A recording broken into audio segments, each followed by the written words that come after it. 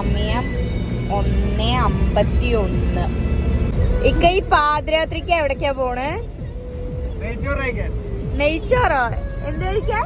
നെയ്ച്ചോറ്, beef chilli, പിന്നെ ഓംപ്ലേറ്റ് പോലത്തെ വേറെ സംഭവം ഉണ്ട്. മറ്റേ എന്താണ് വേറെ സംഭവം ഉണ്ട്. ഇപ്പൊ തന്നെ ഈ ക്രാവിങ്സ് തോന്നാൻ കാരണം ഒരു രസം.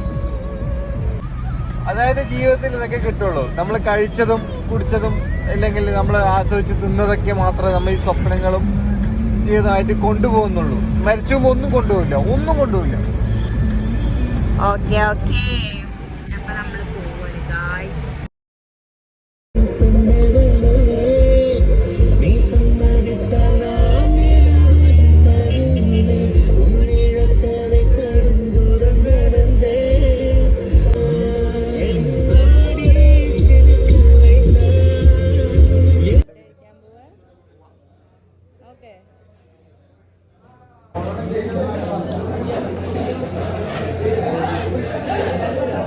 ഇക്ക നൈറ്റ് ക്രേവിങ്സ് ഒക്കെ മാറിയോ?